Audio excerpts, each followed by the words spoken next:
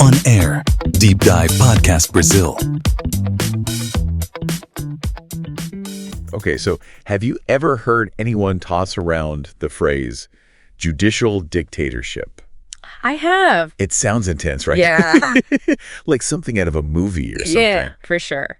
Well, that's actually the debate that's going on right now down in Brazil. Wow. And we are going to do a deep dive into a piece called The Judicial Dictatorship in Brasilia: Abuses and Disrespect for the Separation of Powers. Okay. Written by Glauco Vidal. Mm-hmm. And he is a Brazilian, Okay. but he lives here in the U.S. Interesting. So he's got kind of an outside perspective on what's going on. Makes sense. And the real core issue here Yeah. is whether Brazil's judiciary, Okay. especially this court called the Supreme Federal Court. The STF. Yeah, the STF. Okay. Whether they're like overstepping their boundaries and interfering with the country's political processes. Interesting. And we're talking about some serious stuff. Like what? Like they're putting politicians in jail. Oh, wow. They're putting pressure on like their version of Congress. And there's even questions about like free speech down there. That's pretty serious stuff. Yeah, so let's dive in. Yeah. So to really understand what's going on here, Yeah. we have to take a look at this concept called the separation of powers, Right. which is this key principle in like every democracy, Mm-hmm. especially in Brazil. Right. So it's kind of like, We have here. Yeah. You know, like checks and balances. right, we want to keep any one part of the government from, Having too much power. right, from getting too powerful. Exactly. Right. So what makes Brazil like? So in Brazil, Vidal is arguing that Yeah. their Supreme Federal Court, The STF? the STF, is using its power to kind of like undermine the other parts of their government. Okay. So like how? So like he uses this one example of this Congressman, Roberto Jefferson, Okay. who got thrown in jail For what? for making threats against one of the Supreme Court justices. Oh, wow. And that just caused a huge controversy down there because people were asking, is this really justified? To throw a politician in jail. Yeah. Is it really justified to just jail someone just because they said something mean about a judge? Wow. So this is going way beyond just like the theory. Yeah. We're seeing the STF like actually taking action and putting people in jail. Right. And this isn't just like a one-time thing either. Oh, really? Vidal is saying that the STF is trying to pressure their whole Congress. Oh, wow. Yeah. And they're doing things like setting lines for them to pass certain laws. So what kind of laws are we talking about? Things like campaign finance reform. Interesting. Yeah. And so it's almost like they're saying, hey, Congress. Get this done or else. Exactly. Wow. Which, you know, is usually the job of a legislature, not the courts. Right. That's supposed to be their job. So is Vidal saying that the STF is trying to make the laws? Well, not exactly. I mean, No. obviously that's not how it's supposed to work. Right. But by setting these deadlines, Yeah.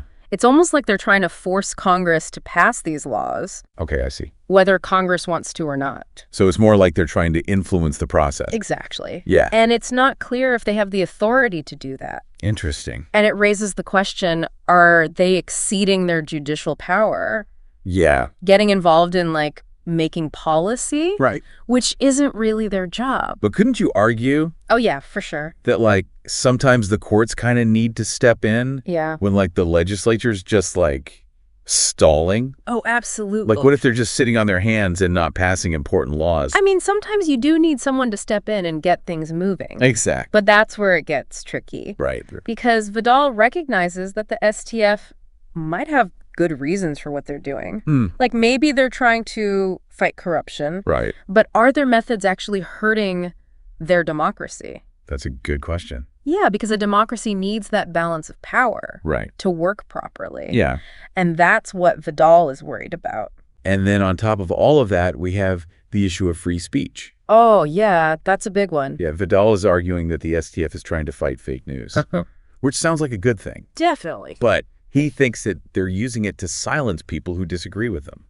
I see where he's coming from. Yeah, it's like, where do you draw the line Right. between protecting democracy? And censorship. Exactly. Yeah.